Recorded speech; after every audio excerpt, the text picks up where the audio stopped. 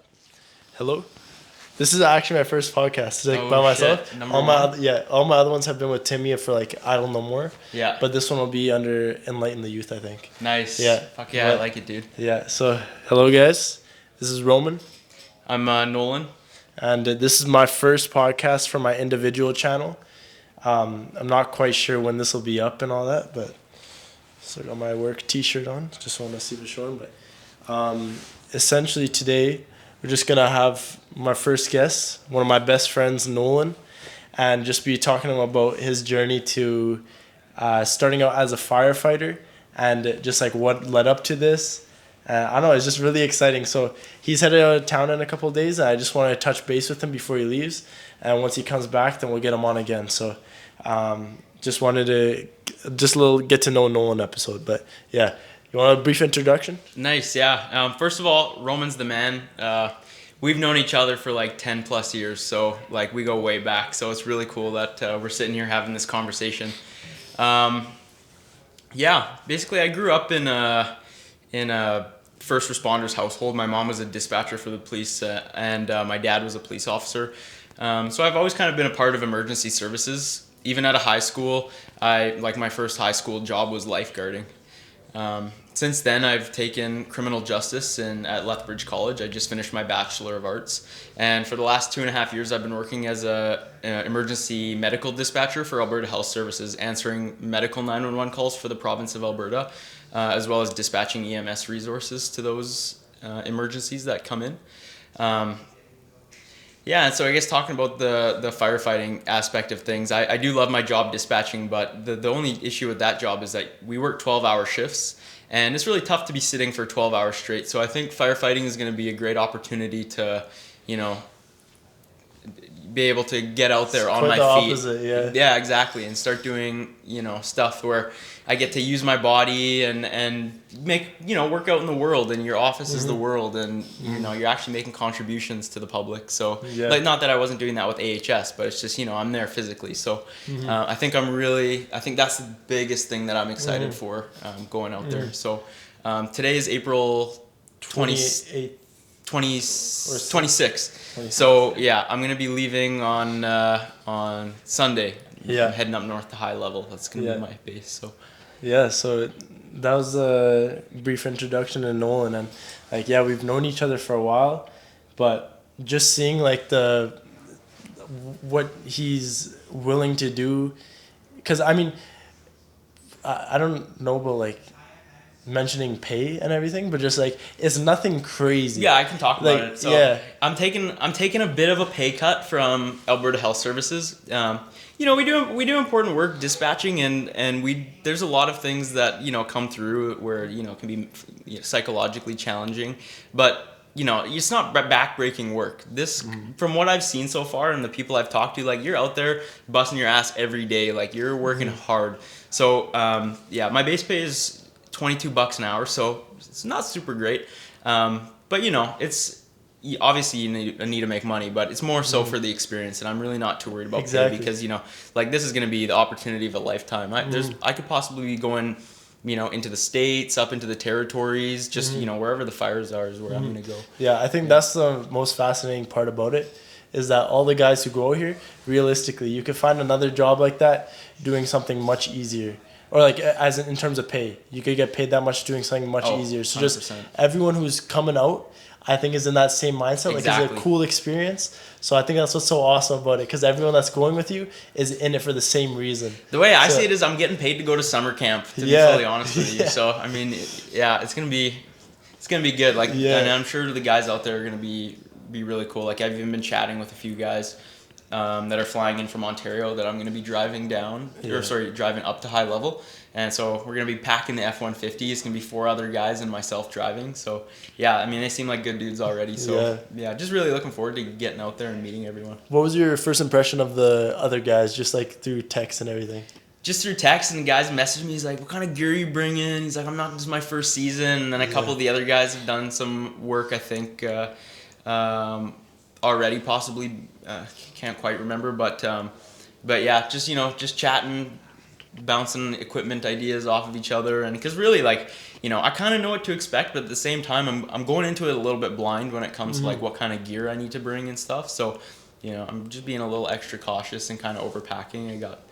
I got my boots and my chainsaw boots and all that stuff. Kit? Yeah, just a safety. Yeah, the trauma kit that I built, the like pretty cool first aid kit. So I don't know if I hope they give them, but I built a really cool like stop the bleeding kind of kit, which is working with chainsaws and all that stuff out there. So yeah, a lot of gear that I'm getting ready to put to use, hopefully. And how did this come about in the first place? Like firefighting, I don't even know how you would get into that in the first spot. I mean, I guess some people are passionate about it, but just how did that come about? Like to me personally, you mean? Yeah. Man. So our dispatch center at Alberta Health Services, we answer medical 911 calls, but in Edmonton, there's 3 centers in the province. Edmonton is central communications, and we also do coordinate air ambulance. So last summer, during the fires in Hinton and Edson, they were having to mass evacuate hospitals, right? Like they were sending ground ambulances from Edmonton. They had fixed wing resources. They had the MCI bus, mass casualty bus, which is like this EMS bus.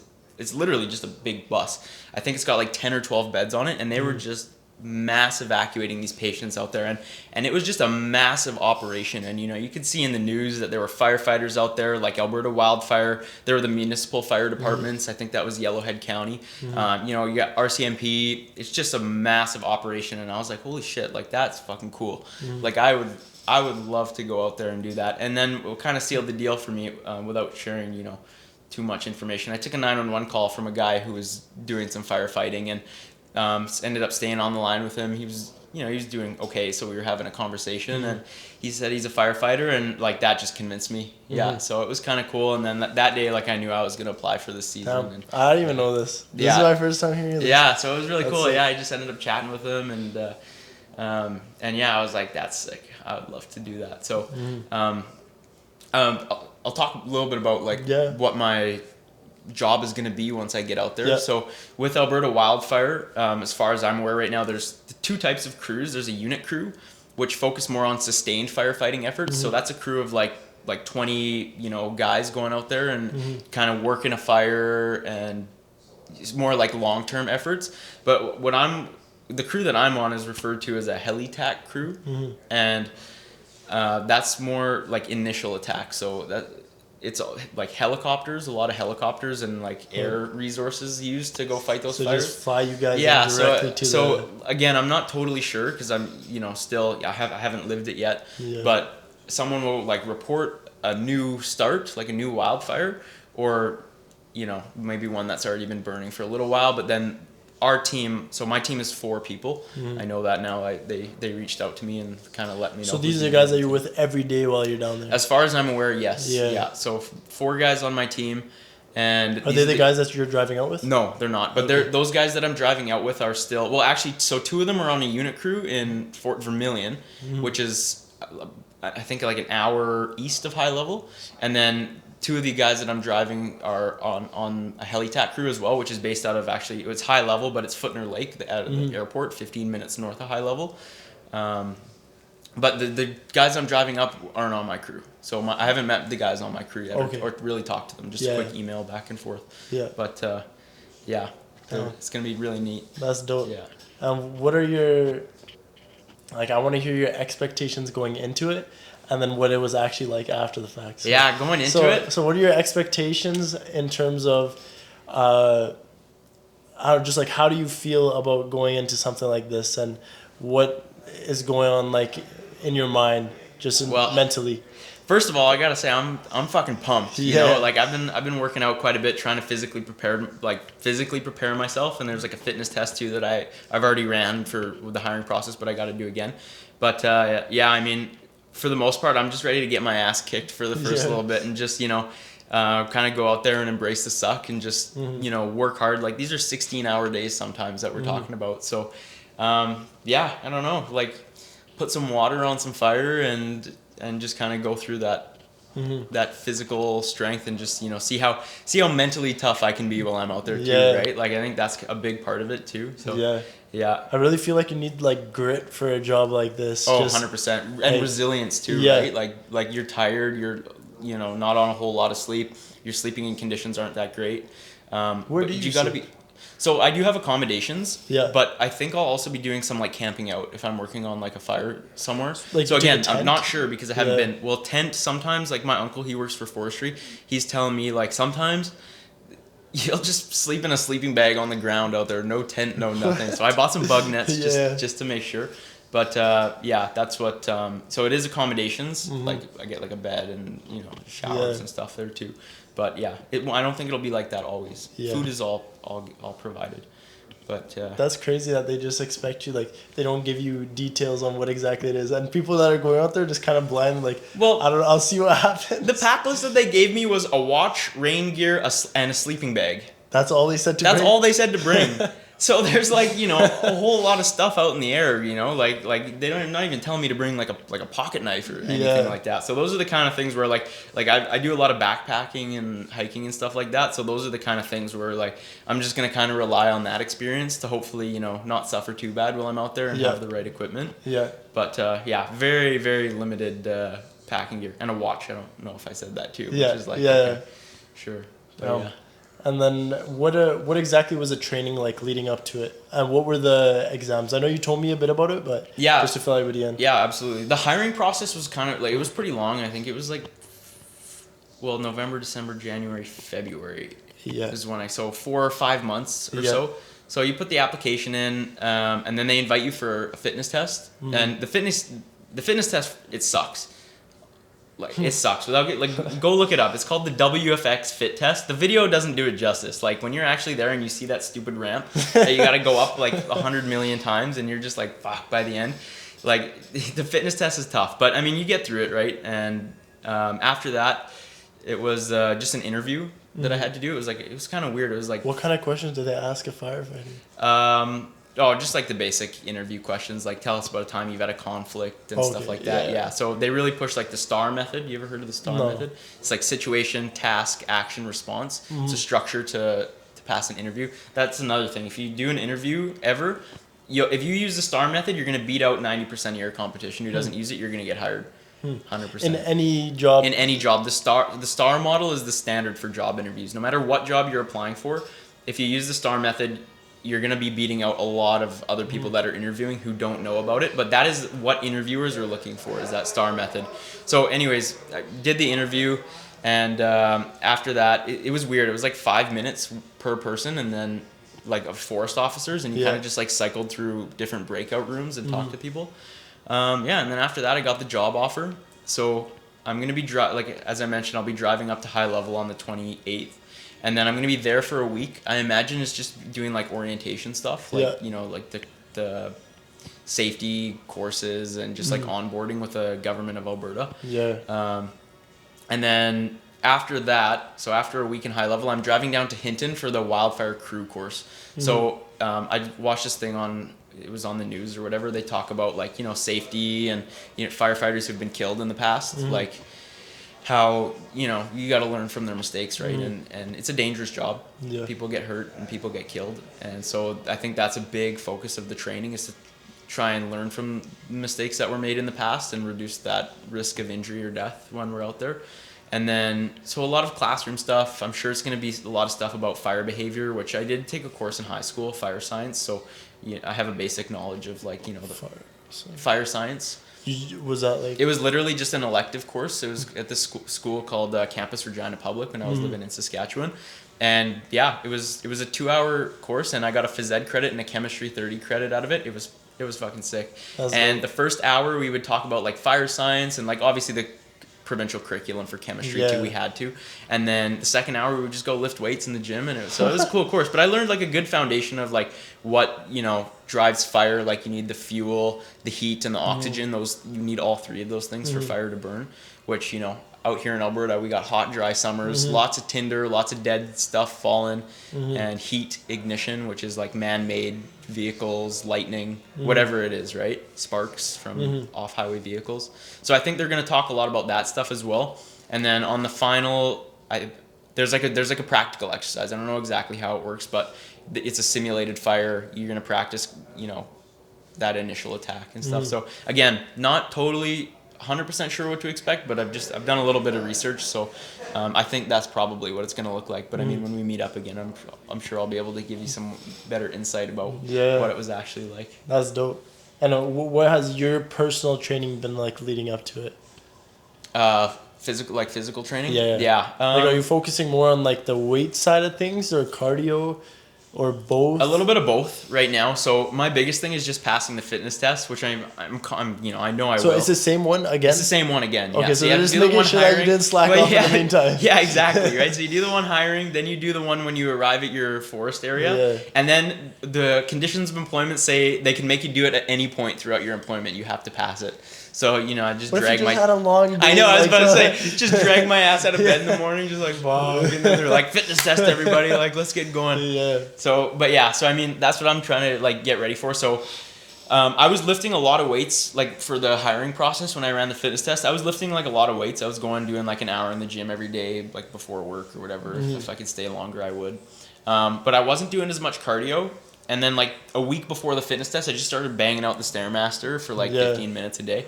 I passed, but that was not enough. I learned that the hard way. Like literally after the fitness test, I was laying on the ground, and I was just groaning. I wasn't sure if I passed or not, because last I heard from the lady, I was behind pace. So I'm, like, laying on the ground, just groaning. My legs, I collapsed, like, didn't pass out or anything, but I couldn't stand anymore. And the lady's like, "Are you okay? Do you need paramedics? I'm like, no, I'm good." But yeah, it was definitely not as prepared as I could have been. So leading up to, like, this fitness test, I've been really focusing on, leading up to my hiring, like my start date, I've been focusing on, first passing the fitness test with better cardio, but also I know that I'm going to be, hiking around and, pulling logs and working a chainsaw and carrying hoses and packs and stuff. So just 15 minutes of cardio, Stairmaster, a couple 5Ks a week, just like doing that kind of cardio. And then, just lifting weights, the big ones, bench press and all that good stuff. So, yeah, I mean, I would confidently say right now I'm in the best shape of my life. Yeah? Yeah, 100%. Like, are you, like, just like toned wise? Like, just everything, man. Like, you feel good? I feel good. I'm looking deezed, compared to how I was a couple years ago. I'm feeling strong too. I had my wisdom teeth out, but just for everyone. So I did miss a couple weeks ago, and so I've lifted more weights than I have right now, like heavier weights. But just speaking generally, I'm in the best shape of my life. I'm feeling strong. My cardio has never been better. I haven't run this consistently in a long time. I've been doing at the start of my workouts, 15 minutes of Stairmaster, incline treadmill, or just like the 5Ks, like I was saying. So feeling good. Even at work, my 12-hour night shifts, I only do nights, and you just feel more energized. You just feel good. So creatine and protein too. Creatine is the greatest. The greatest supplement ever, dude. It's like legal steroids. Literally. Have you put on size from it? Yeah, I have. Yeah, I've lost a little bit of weight since I've been running. I've noticed a little bit, but just barely. And I've been kind of sitting at the same. But yeah, since I started creatine and lifting weights, I'm probably up 15 pounds, 15 pounds. I mean, so yeah, it's not bad. Yeah, I'm feeling good. That's crazy. Yeah. All of us are building it up. Me, you. Abdul lost weight, we gained weight. Yeah, well, now he's going to Mobody now. No way. Yeah, I'm pretty sure. I could be wrong. Maybe I had a bit to drink that night. But I think he said he was going to Mojave. He's a buddy of ours that we went to. Went to junior high with. We've our friend group basically. Yeah. So we're getting everyone's gonna get jacked. Boys are getting on a grind. Yeah. Every person should be working out. Some type of physical activity. The body was not. The body is not made to have that sedentary lifestyle, right? If you think about 100 years ago, most of the population was out there doing labor, laborious work, right? But now you look at how the world's changed and people are... We're able to chill. we're able to chill. Exactly. Like, well, gyms weren't even a thing back in the day because you didn't need them, right? Yeah. But now we need gyms to like simulate. Live. It's literally just a like labor simulation going to the gym, right? Just to. That's so funny. Yeah. Like, we'll simulate it rather than actually doing rather stuff. than actually doing it. And I mean, it's no fault of anyone, right? Like, if you like me, like my dispatching colleagues, we're doing important work. You know, it's not like we can have a labor's job. Like, we sit in and there's no way to make dispatch a physically demanding job. You sit in a desk, you can stand sometimes, right? So just generally speaking, like, every single person, your body needs to be moved and stuff. And like, even at work, I think this kind of clicked for me. We take a lot of calls for people in their 60s, 70s, 80s who fall. It happens. People think, oh, 911, right? Like, you're taking people who are like screaming and like it's the biggest emergency ever. And it's like, well, you know, that's maybe 10% of the calls we take. Everything else is really just kind of like low acuity stuff. And a lot of it is old people falling. When I'm 70, I'm going to be able to pick myself up, you know? If I fall on the ground, I'm going to be able to get up. And it's no disrespect to those people, but I'm just saying, like, I don't want to end up in that position, right? I don't have to rely on other people. So, I mean, like, work hard now and look after your physical health now, because older you is going to thank you. Oh, yeah. Yeah, 100% from my experience, right? So, and just and also the benefits of working out too, just feeling better, having more energy, you know, being able to respond if you need to, you know, protect yourself or your family. So, I mean, there's no excuse to not be physically active if you're in good overall health. Everybody needs to be doing it. Exactly. I think it's like almost doing a disservice. Like, you were granted a body by whatever the provided that to you, but it would be a shame not to use it. Oh, 100%. And I think that was also one of my motivations for joining Wildfire too. So my career aspirations are to get into policing, right?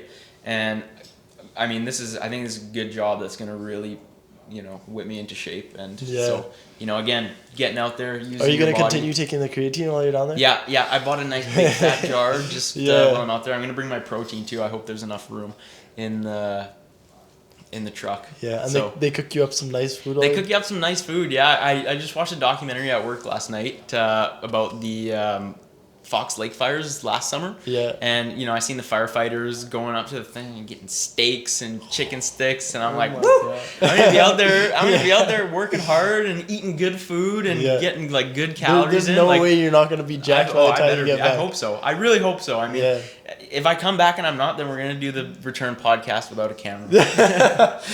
That's how you guys will know.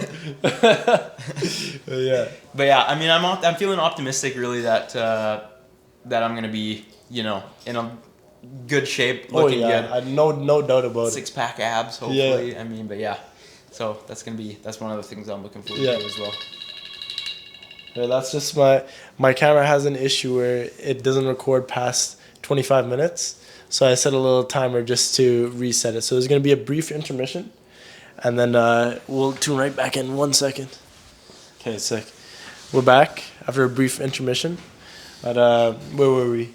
You're talking about being jacked after you get back. Yeah. And so what? Where are we? Maybe just play it back at the. We'll start from here.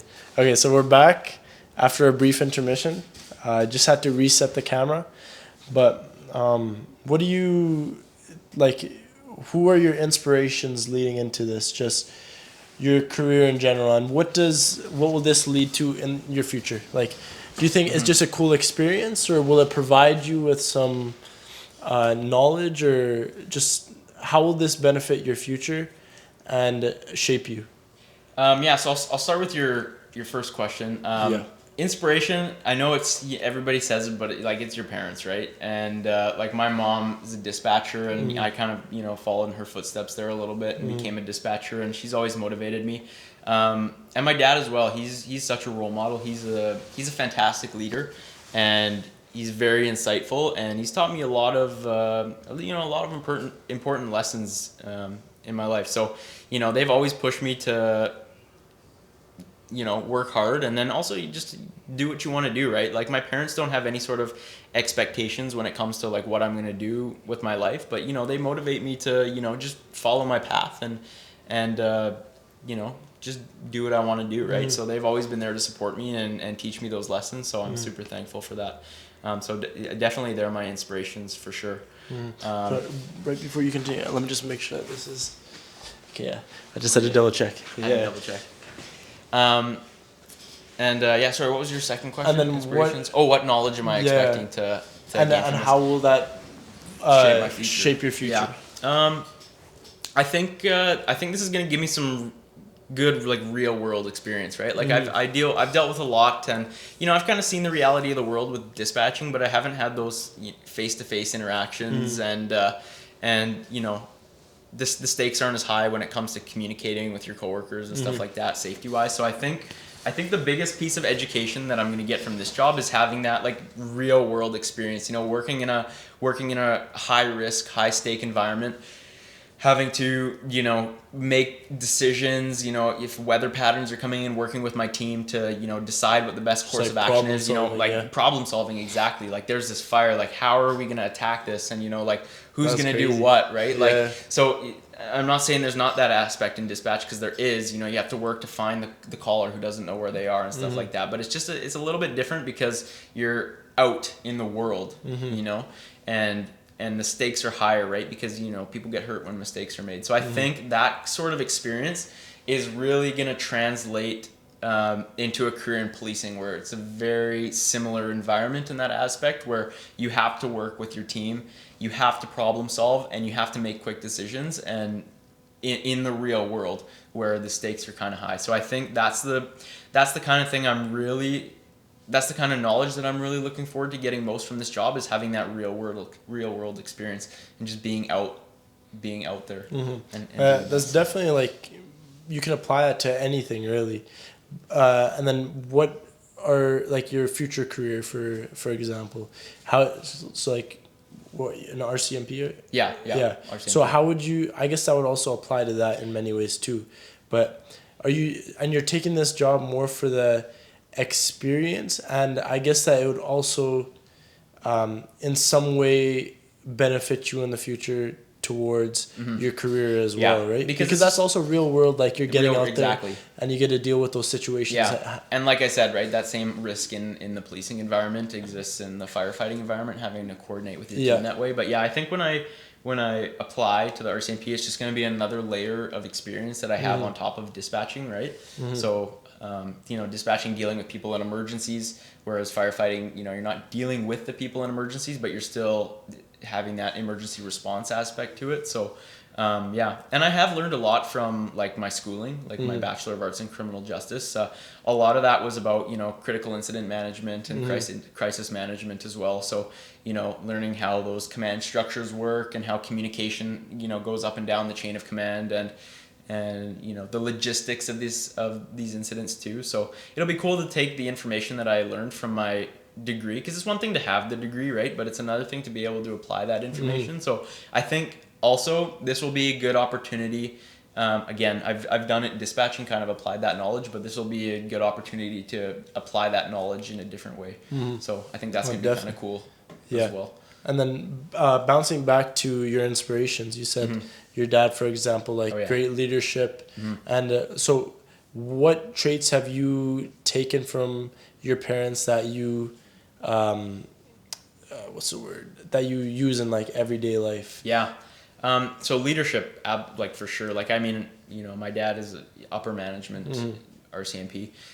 I did air cadets for quite a while. So, I was in charge of the squadron, and my dad taught me a lot of lessons about, leadership and leading people, and, walking with people, you're the people who follow you, right? And,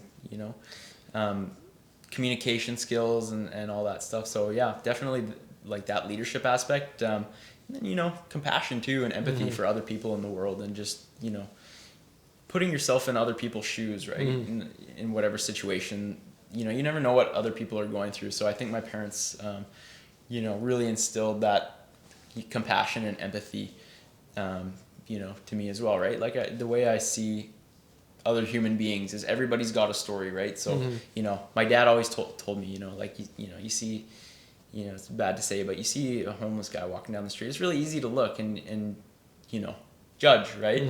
And And, you know, my dad always said, you know, like, don't judge, you know, you don't know that person. You don't know what they've gone through, you know, just put yourself in other people's shoes. So I think that's a really, really important lesson. And, you know, the world could use some more compassion, right? Oh, yeah. You know, so I think that was one of the key lessons as well that I learned. Yeah. And then my dad always says too, third lesson, life is all about perspective, right? In the same sort of piggybacking, right? Is like, there's so many different ways to look at life and you know, interpret situations that you're going through, right? But I mean, if you're going through something and you're just gonna sit there and mope around and be like, oh, this is the shittiest thing that's ever happened, or, you know, you can switch it around and have that positive attitude. And I think I've always been good at that because of the lessons that my parents taught me. Like, you know, COVID, you use it as an opportunity to embrace, right? Work on your grind and you know, get fit.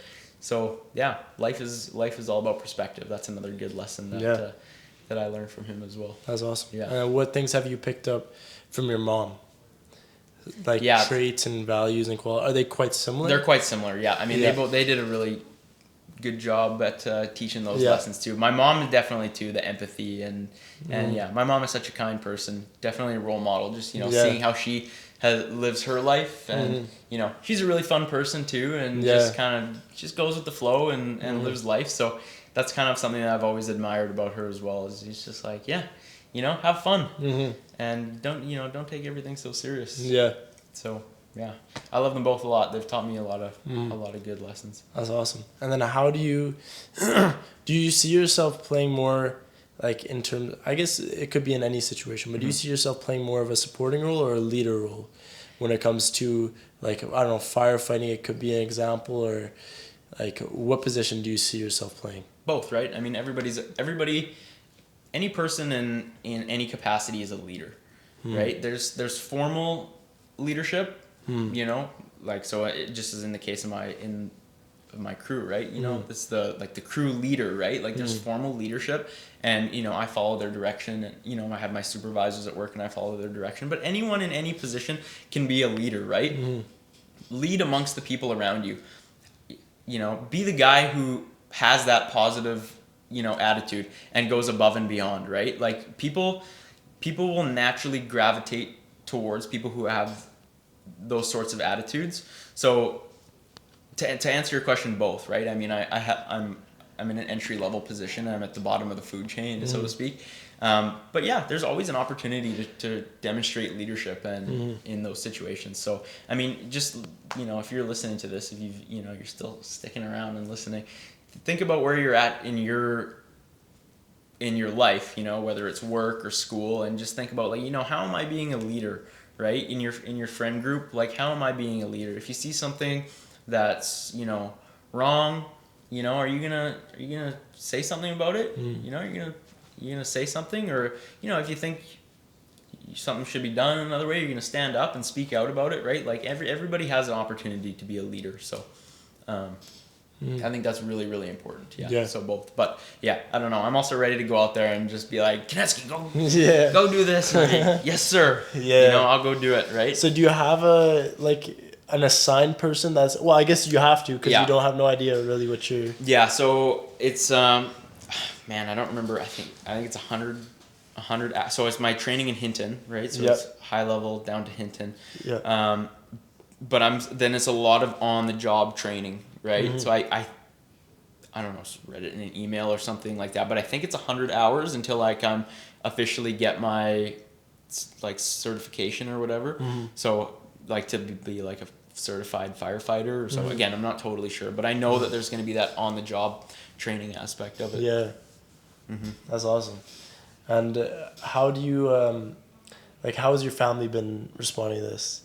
Are they, like, excited? Well, I guess, of course, they're all very supporting people. Yeah, very supportive. But it's definitely something, like, that it's, like, a big deal. Like, it is a big deal. You're going to fight fires. Yeah, and it's a dangerous job, right? Yeah. And so, yeah, I know they're worried. Like, I know they're worried, but everybody around me has been incredibly supportive. Like, my family, my coworkers, shout out to them. Yeah, everybody around me has been totally supportive and just like, you know, go get them and, you know, don't die. Yeah. Right? So, yeah, I mean, I don't know, it's been good. I've received a lot of support from a lot of different people. Yeah. So I'm really thankful for that. Yeah. Yeah. That's awesome. I think we'll probably close it up in the next little bit here, but I want to get a few final, since the podcast is surrounded around enlighten the youth. What words do you have for kids that are growing up in this day and age and don't really have a clue of where they want to go, and how to find that inspiration on like what your path is? Because I feel like you're very you obviously had like a inspiration from your parents and a path to go down, but let's say someone doesn't know much direction of where they're headed. What words of advice do you have? Do lots of shit. Do fucking everything. Sign up for clubs, play sports, just do lots of different things, right? Find lots of different little hobbies, and like it can be super simple. I like to play with like cards and stuff, like just whatever it is. Just find lots of different little hobbies, do lots of different things, and naturally you will find something that you gravitate towards and that you like. You're right. I've been very fortunate where I've been surrounded by emergency management and emergency response my whole life, and that's kind of the path that I've gone down. But yeah, just do lots of different stuff and have lots of different experiences, and travel if it's, you know, if you can't go travel internationally, then explore your city. Explore. That's so true. No one explores their own city. Just fucking explore, man. Like, and just go do stuff. And again, like if you do lots of different things, naturally you're gonna find your way. And on top of that, an additional layer is, don't let people tell you, you know, what's right for you. You know, like if people have expectations for you that are unhealthy, and it could be, you know, like your parents or a teacher or someone in your life, right, who wants you to go down one path and that's not really for you. Don't you just do your thing, right? You know, it'll be tough, but I mean, this is your life, and you have to make that decision for yourself. So yeah, do lots of shit and don't let anyone tell you otherwise. To sum it up. Awesome. Well, this has been Enlighten the Youth. Roman. Nolan. And we appreciate you guys for tuning in. And we'll see this guy in another 4 months. And in the meantime, stay tuned for more podcasts. And that's been episode 1. We'll catch you guys next week. Later, everybody. Fuck yeah. Hell yeah. I want to touch back on one quick point. So here we go ahead. Yeah, so one more thing I wanted to add that I meant to talk about, which is kind of cool, you know, with all the support from my parents and, you know, the family and emergency management, is my sister, Megan, actually got hired on with Alberta Wildfire as well, which is super cool that we're both going to be working. She's going to be working in the Slave Lake fire area in logistics. So she won't be fighting fires, but she's going to be coordinating equipment, machinery, food, accommodations. You know, if you need to book firefighters like a hotel or something, she's going to be doing all that kind of stuff as well. So yeah, I wanted to kind of briefly mention it because that's going to be really cool that we're both working for. Yeah. She gonna set you up with the penthouses then? She better. She better. Like I'll let her know. I'll be like, if they need me in the Slave Lake area, I'll be like, hey, you know, hook me up. Give me that nice hotel room. So is it like just a facility that's dedicated to all the logistics and everything, and she just like works on a computer out of there? Yeah, I think it's an office. Yeah, like for forestry in Slave Lake. I think each forest area has the province is separated into like forest areas. So mine's high level, hers will be Slave Lake, and I think each one has an office. So she'll be working out of there. And it almost, based on what I saw, it looks like she's staying in a house, like not like accommodations like I'm staying with. Yeah, a house with a couple other people. So she said she's staying with like a dispatcher, like wildfire dispatcher, and I don't know, some sort of like fire detection person, or something like that. So. It's going to be really neat for her as well. Yeah, I just wanted to kind of briefly touch on that because, you know, it does run in the family and you know. And she'll be on here once they're back as well. Is she on a similar, like 4 months she's gone as well? Yeah, she's going to be moving up there for the same amount of time, probably till like October, actually. Yeah. So, but yeah, Megan's super cool. So I know she's going to enjoy that. And if you do end up having her on, it'll be a good conversation. That's for sure. Yeah, so definitely. But yeah, it's cool. It'll be like a family endeavor, which is really neat. That's dope. Well, once again, that has been Enlighten the Youth, and we'll catch you guys on the next episode. Peace.